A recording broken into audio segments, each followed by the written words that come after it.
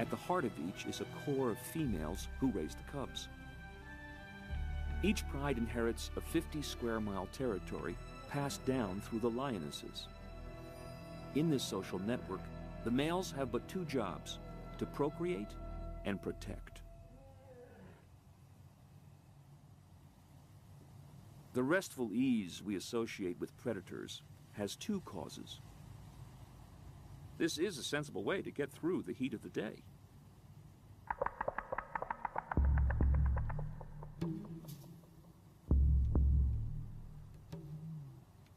Hunting is for the cool of the evening. Daylight is the time for walking the boundaries of the pride's territory, marking its margins and daring rogue outsiders to enter. This is what it means to be territorial. Each pride stays home and waits for the great wildebeest herd to come in range. This is their country. Out of the mists of the past, a prehistoric relic with an uncertain future. Still, the lion gives them a wide berth.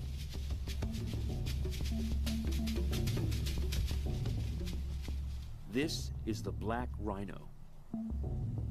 It was the Greeks 2,500 years ago who gave this creature its name.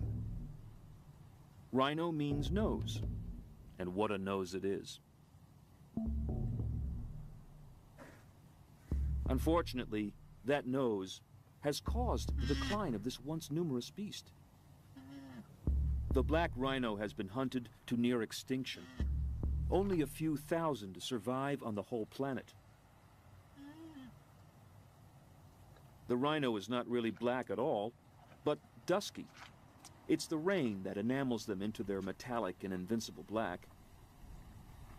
They really have no predators, though desperate hyenas are known to attack infant rhinos, usually at their peril. They seem so placid and self-contained, though they can be unpredictable and horrific. But plainly, that is their nature. It's why they have no predators. It's their stern presence that forestalls attack. This is the man-o-war of the Serengeti.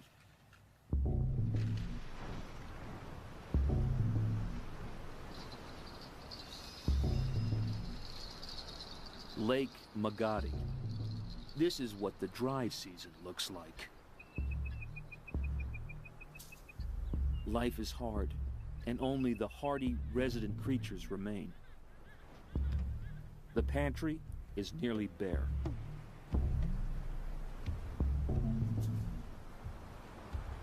It's been a month since the last rain, and with daily temperatures over 100 degrees, water seems only a distant myth. But not for elephants, creatures who seem to thrive off their memories. They can find long-lost water, sometimes buried deep below the surface in waterlogged sand.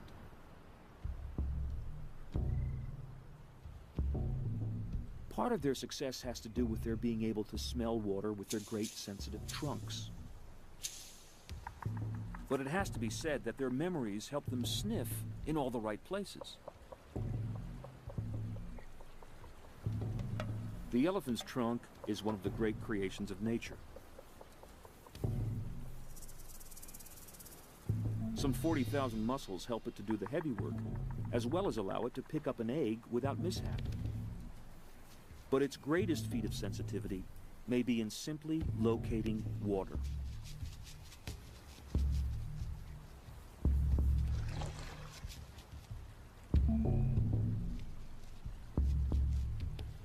Elephants have a great thirst, 40 to 50 gallons a day. They must find it or die. This rogue male, its single tusk, a tribute to a lifetime of struggle and strife, has found all the water he'll need for a while. For now, though, he must leave it to find food, the hundreds of pounds of grasses and shrubs his body needs each day. He'll be back.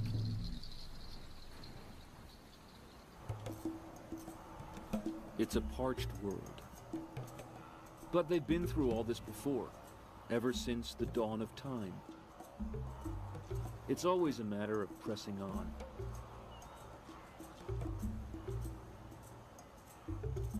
Hard times are not without some benefit. Hardship pressures the herd, prompting them to cope, to learn from this demanding season.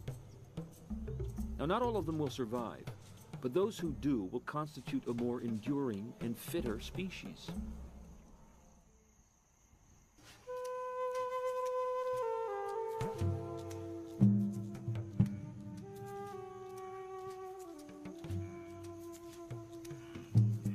The Masai Mara, Kenya.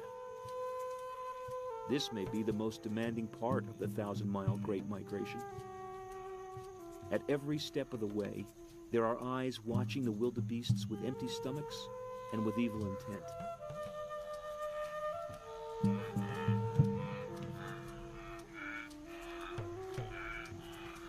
In a very real way, the herd itself is like one vast, fluid creature. These are animals made to prosper in a habitat without confinement, where the natural ebb and flow of migrating life provides all they will ever need.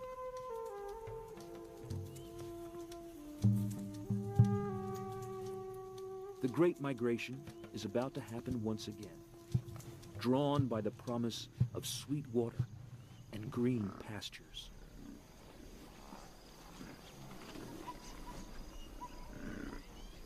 Zebra live in small family herds, one stallion and several females and their offspring. And they too travel with the wildebeest. There really is safety in numbers. Impala are the most graceful of the antelopes. Under attack, they bounce away in sharp zigzag patterns with amazing hang time, confusing their predators. Buffalo don't need to be either clever or athletic. They're one-ton bruisers. Lions need their protein, but it can be a costly meal.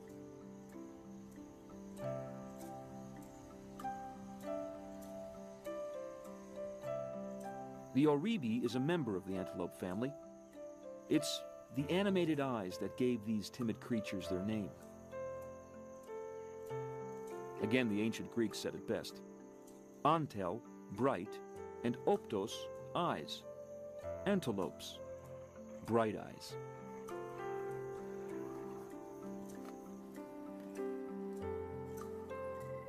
Gazelles, on the other hand, were named by the Arabs rather than the Greeks. Gazelles, they called them. But the meaning was still the same. Bright eyes.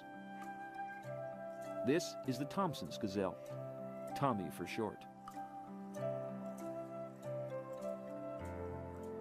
Like all the members of the antelope family, Tommies depend on quick-twitch muscle response to escape from predators. Living in small herds, someone is always watching, always alert.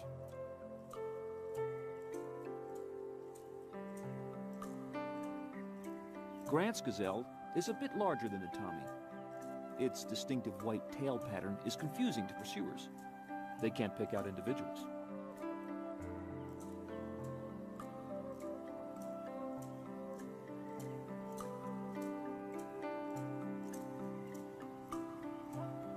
Among the largest members of the antelope family are the curious hartebeests with their long, stunned expressions.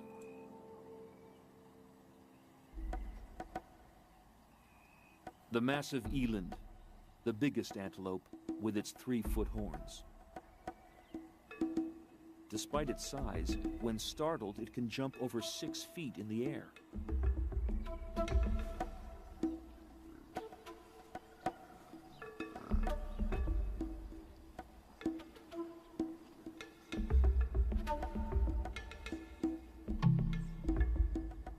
The little warthog can be a formidable foe.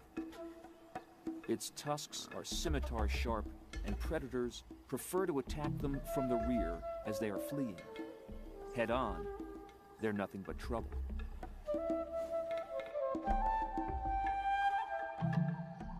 A Tommy up a tree, brought here by the leopard that caught and killed it. The rule in the Serengeti is that lesser predators have to hide their winnings from the opportunistic lions, who would rather steal than hunt. Up a tree, you're safe from lions. Usually.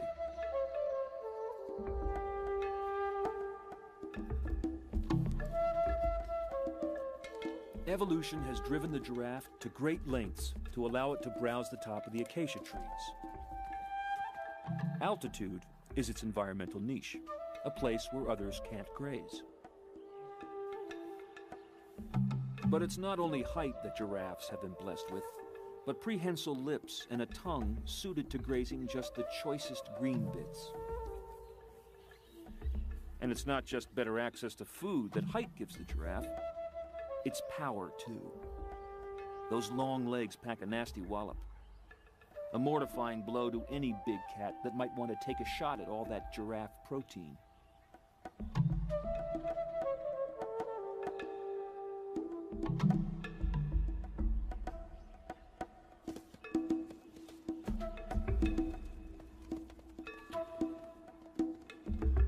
Play is the heart and soul of learning for all animal young, including humans.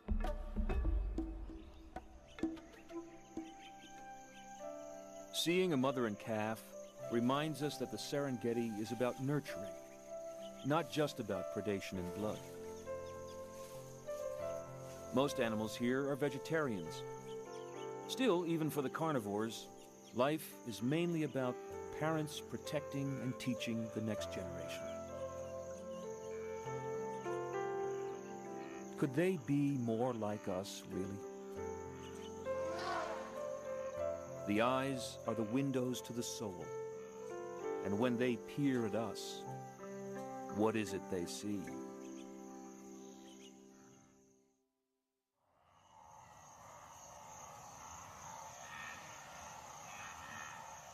It's a tribute to conservation in Africa that we can still witness this spectacle. 2 million wildebeest moving as one.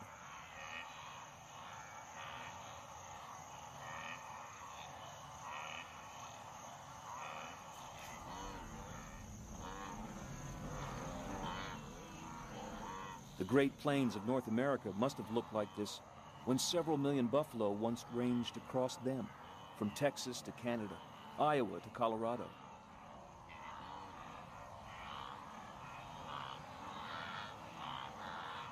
Those great herds, just like this, were a movable feast, plowing up and invigorating the earth with their hooves, fertilizing as they moved along, stirring up flights of insects for the birds.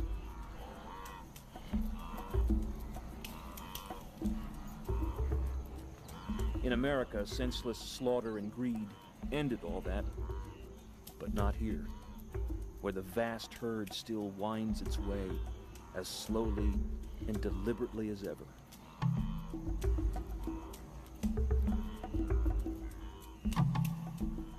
This is the Super Bowl of animal travel, the last great migration.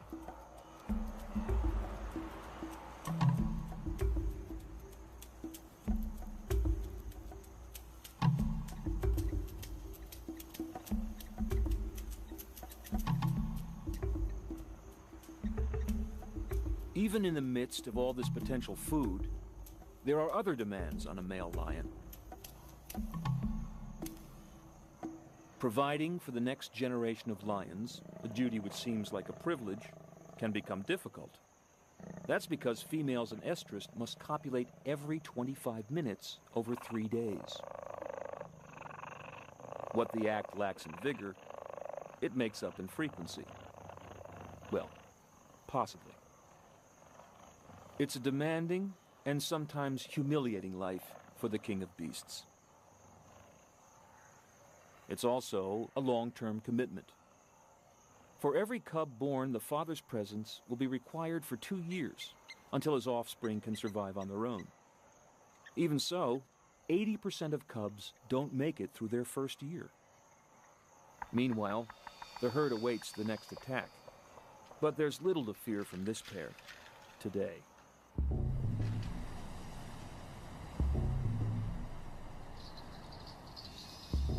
For now, however, the Serengeti's becoming an empty landscape. You can almost taste the desperation.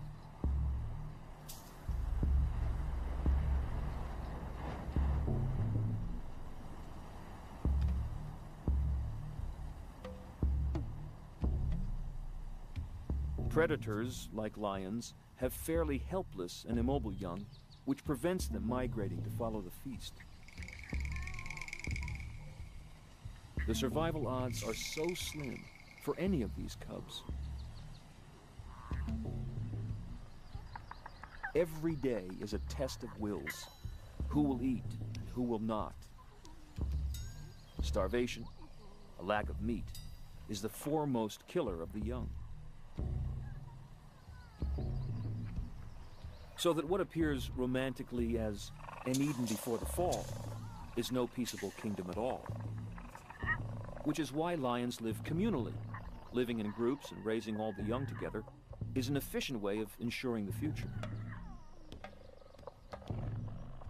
It also allows cooperative hunting, driving the herd into the waiting jaws of other pride females.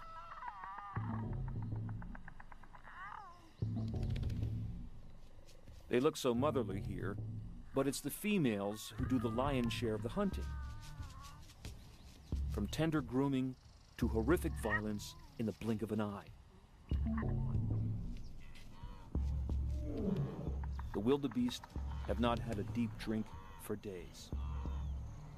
Even now, the edges of the herd are being dogged by predators.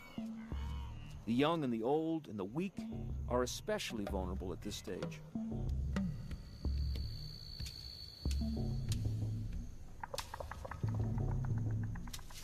This carcass was downed by wild dogs.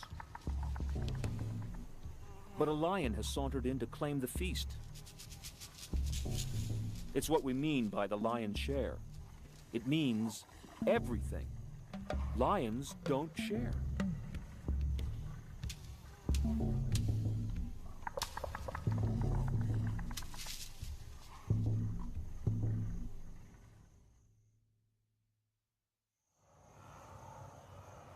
It all looks so gritty and doomed. They must get to water. But as a species, the wildebeest have been through this countless times.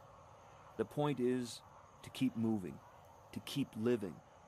There is a goal in sight. And this is it, the life-giving ribbon of the Mara River.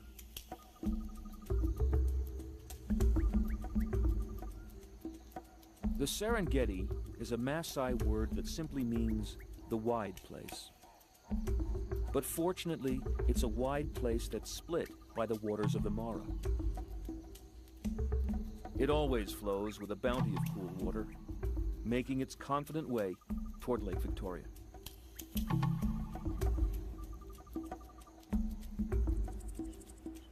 These waters are a vast magnet. Sooner or later, everyone shows up. Zebra is a Swahili word that means striped donkey. The river is also the haunt of one massive creature that appears almost comical.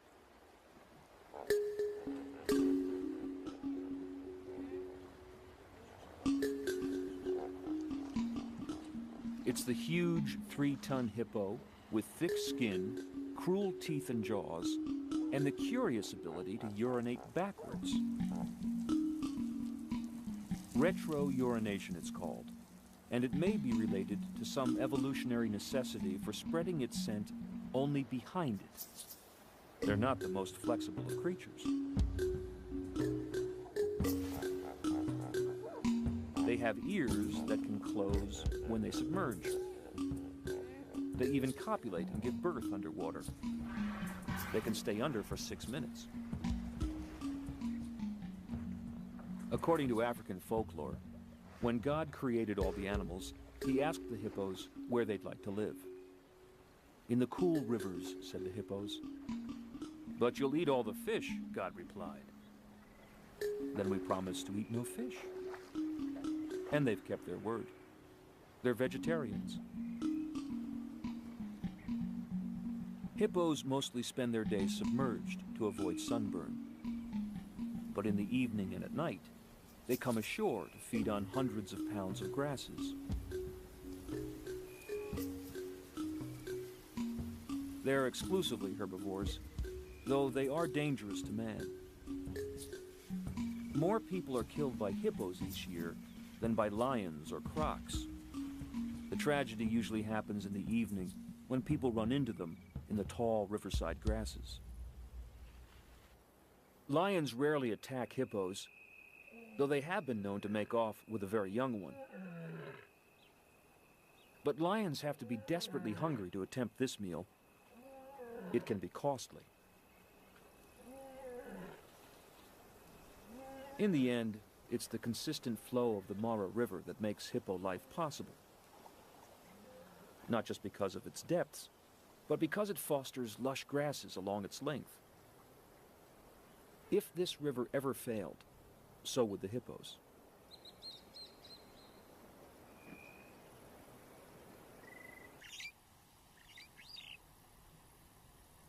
The region is dotted with forested areas, woods that are associated with the availability of water. Where water is scarce, grasses always outcompete the trees, and the land reverts to grassland. But not here.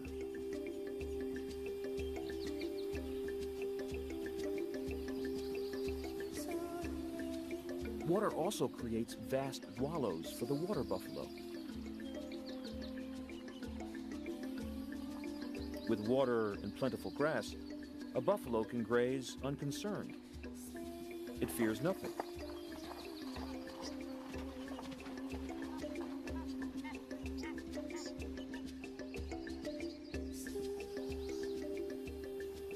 The water buck has little to fear as well. It has powerful musk glands whose smell actually repels crocs. So when it's pursued by lions, it heads for water. Crocs will have nothing to do with it.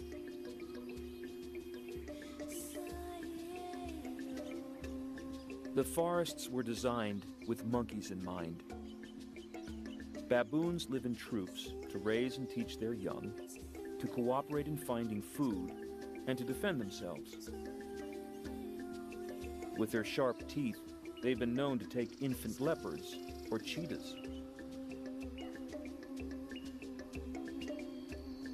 Seeing these savanna monkeys, it's hard not to imagine our ancestors developing from the wide range of monkey life here.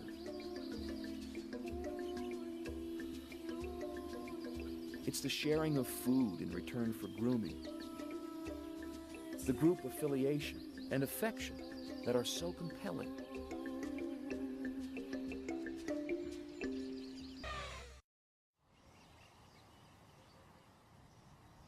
It's the water seeps that are so attractive. They promise refreshing drinks and perpetually green shoots. They also promise predators. For where there is water, there is meat. The trouble is, we too often concentrate on the stellar creatures, the lions and elephants, and neglect the lesser ones. The saddle-billed stork, the white pelican, the ibis, whose curved bill the Egyptians considered God's pen. A guinea fowl is not much of a meal. Still, it is known for uttering a harsh warning cry when a hungry cat is about. The Kori bustard will often stroll with the great beasts, scarfing up insects disturbed in their wake. It's a similar strategy to that used by the crowned crane.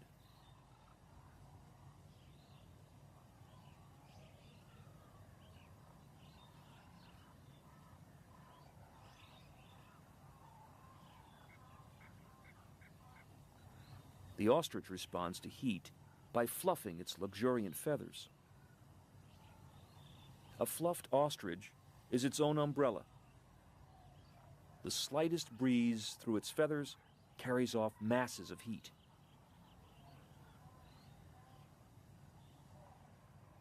Circling vultures are a signal throughout the Serengeti. It means a meal is just below. In this case, it's a pack of jackals on a wildebeest. They're constantly on guard for approaching scavengers.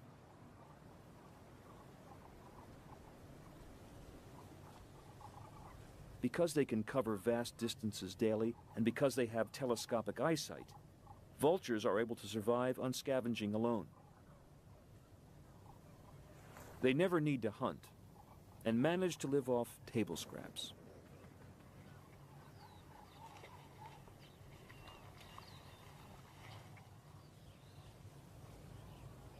They're also fearless and casually land within a few feet of predators who could easily tear them to pieces. Fortunately, they're too busy eating.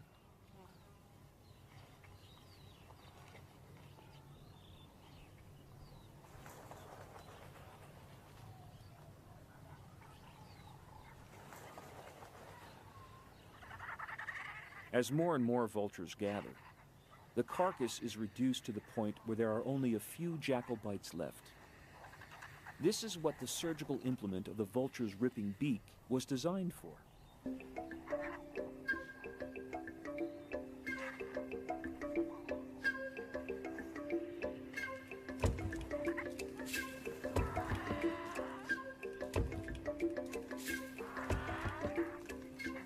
This looks like chaos, but in the crowd of vultures, Darwin's survival of the fittest is at play.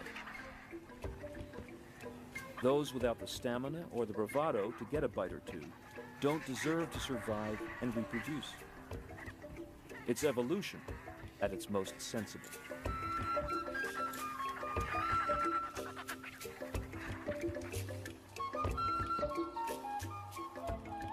It's September, and time for the great herd to turn south again in search of green grass, recrossing the Great Mara River in force. But the river's deceptive and hides many dangers. For days on end, the herd comes to the edge, waiting for just the right moment to cross.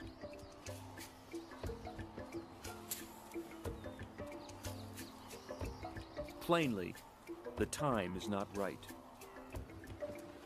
There are too many jaws waiting. In fact, it's not so much a crossing as a sacrifice. Here, the great herd will do for the massive crocs what it has always done for the lions of the Serengeti.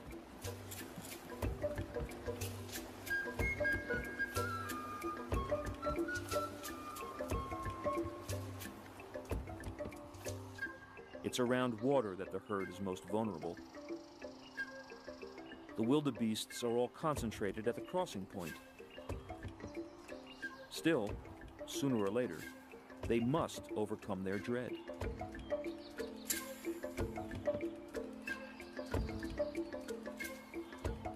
For now, the herd seems settled on another tack. They'll cross much farther downstream at a point they feel more comfortable with. They've seen it all before. They know what to do. This is animal intelligence.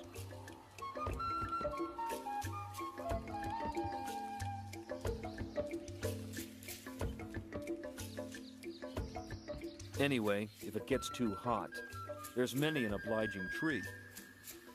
Shade can be as valuable a commodity as water.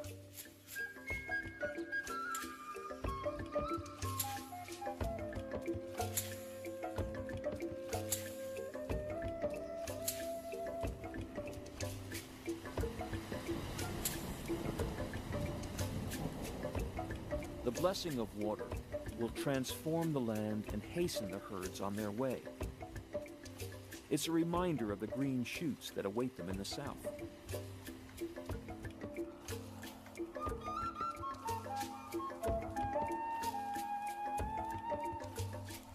Though they are stressed, getting weak and losing weight, their only hope is to make it to the next crossing of the Mara where the water is not too swift, where the banks are not too steep, and where there are none or few crocs.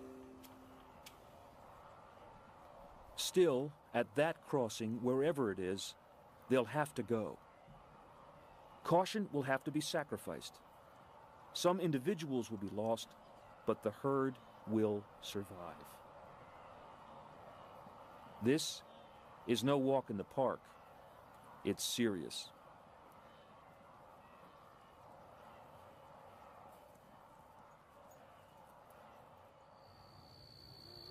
It's all one vast organism, the herd, predators, and the land. They all score off and depend on one another. It's a constant miracle how it all works out. And this is the scene of tomorrow's miracle, a baptism of fire.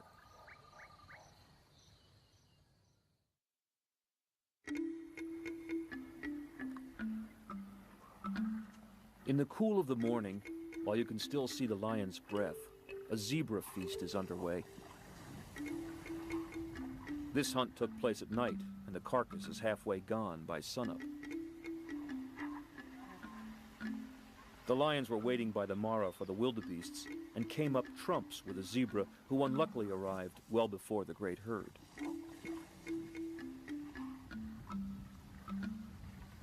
Lionesses almost certainly caught this meal, but a pride male has appropriated it to himself.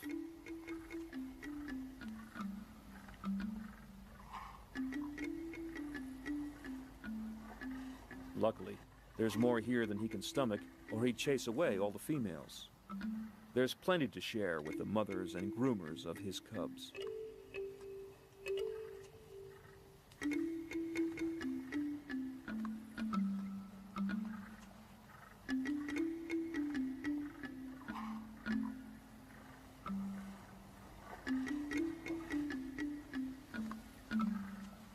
But no one else is getting in on the windfall, least of all a black jackal.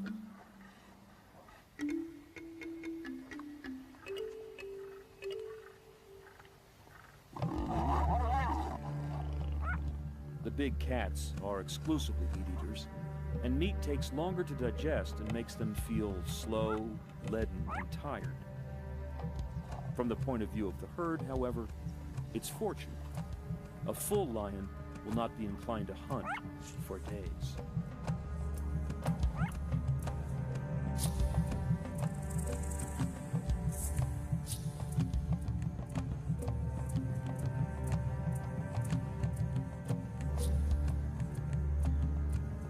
For now, there's only one predator that the herd has to fear, the Mara.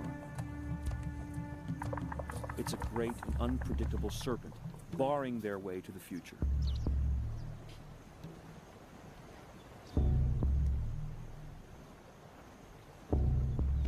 Today's watery passage is something to contemplate and consider very carefully. It's completely unnatural for the wildebeest to swim it. It's a killer. But somehow they know it's a passage they must make.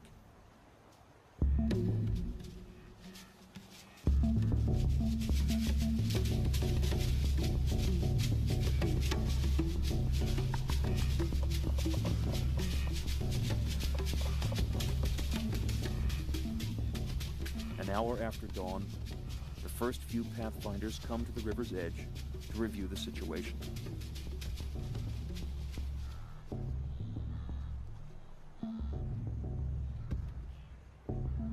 You can almost feel a groundswell of anticipation and eagerness to get the ordeal over with.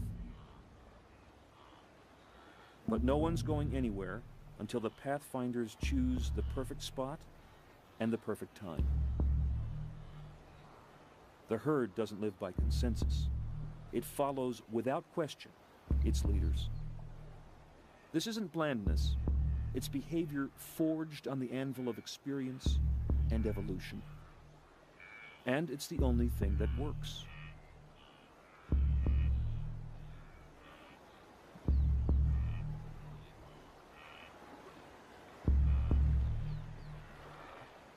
Finally, at 8:30 sharp, a pathfinder takes the plunge.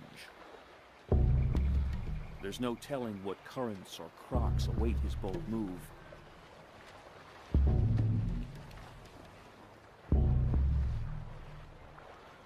And then they all go suddenly, using the same spot to enter the fast-flowing Mara. There's so much pent-up demand to get to the other side.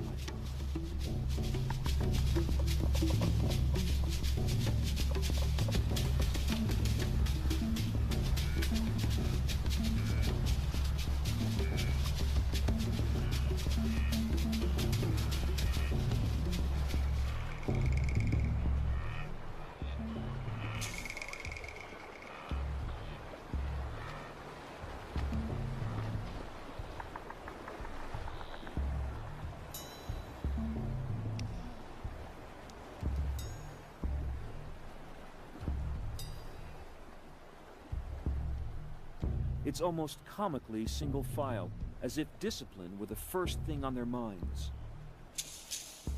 But what is really happening here is fear. It's as if the river is a great predator, and their bodies and brains are reacting the same way that they must do when they're being singled out by the lions. They're running for their lives.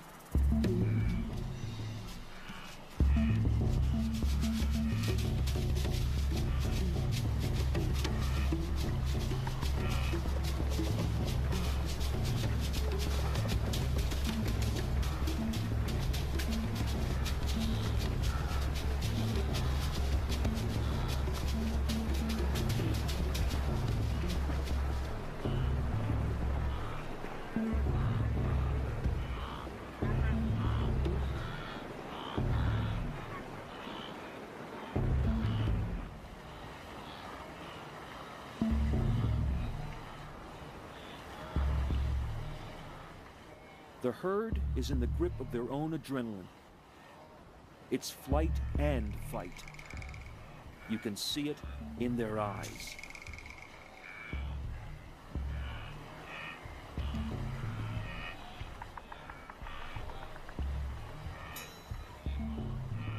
Much more of this and their hearts would explode. Still, like all trials that are tough, even for humans, this one too has its benefits. Wildebeests were created for this crossing.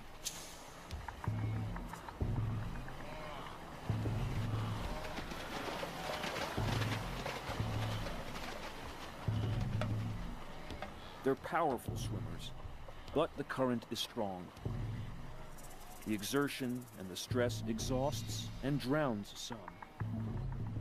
Others, particularly the young and inexperienced, get confused by the noise and violence of the crossing.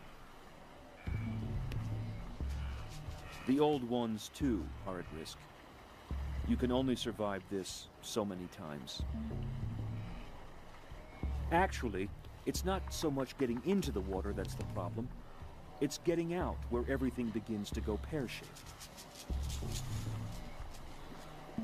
The single column of beasts has grown to several across, all trying desperately to get up the slick bank. Their hooves and horns are as dangerous to their own kind as the teeth of the lions and crocs are. At this stage, all discipline is lost. The young and the restless hurl themselves headlong into the foam. Suddenly, their body chemistry has turned these docile and placid creatures into animal athletes capable of jumping 20 feet.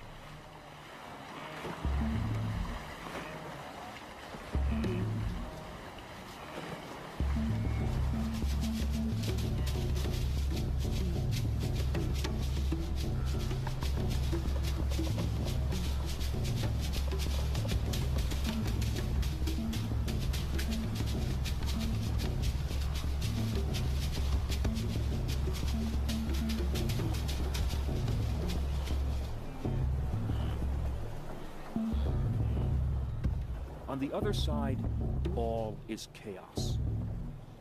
The fiercest of injuries can occur at this point, injuries that the lions are only too willing to take advantage of.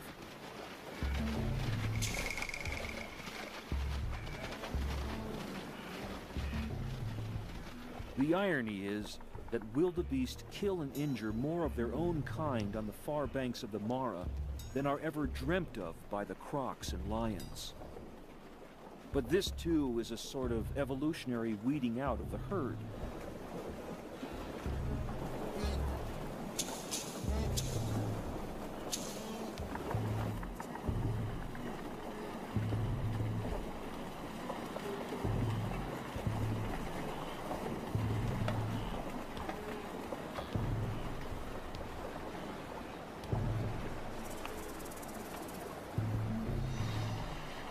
It's every creature for himself, never mind the herd, as they fight the downstream pull of the water and the deadly kicks of their relatives and siblings.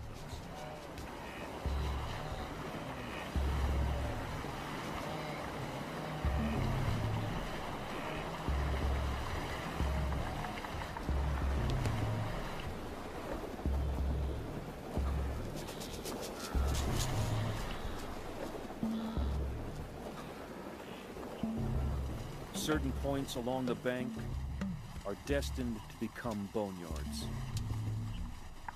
No one is escaping from here unless he or she tramples on the body of someone else.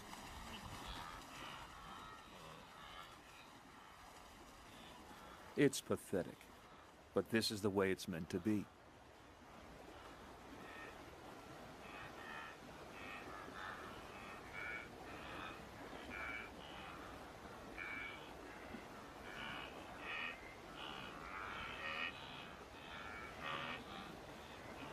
Sometimes a disoriented calf will return to the wrong bank, looking for its mother.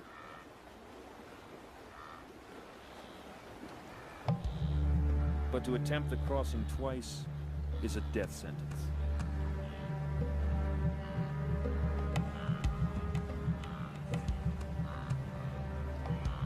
Mothers have been known to do the same, seeking their calves. It usually ends up very bad.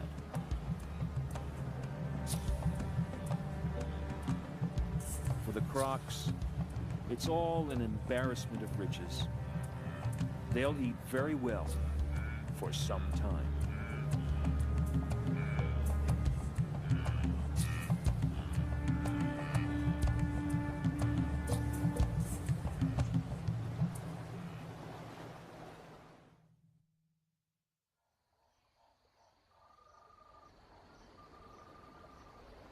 A solitary marabou stork supervises a pileup of wildebeest carcasses. This eddy in the river will be a fine source of protein for a great many creatures for days to come.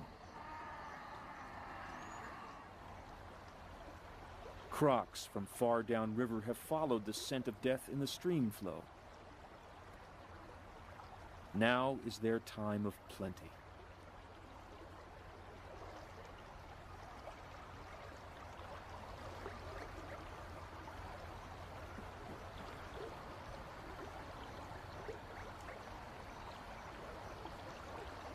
There are hundreds of wildebeest bodies in the river, but they will all be clean and disarticulated skeletons in a few days.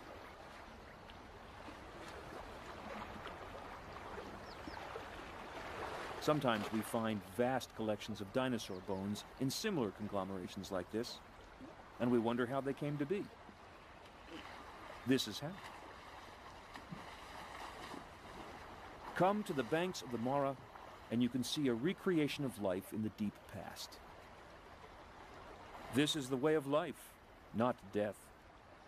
To everything, there is a season.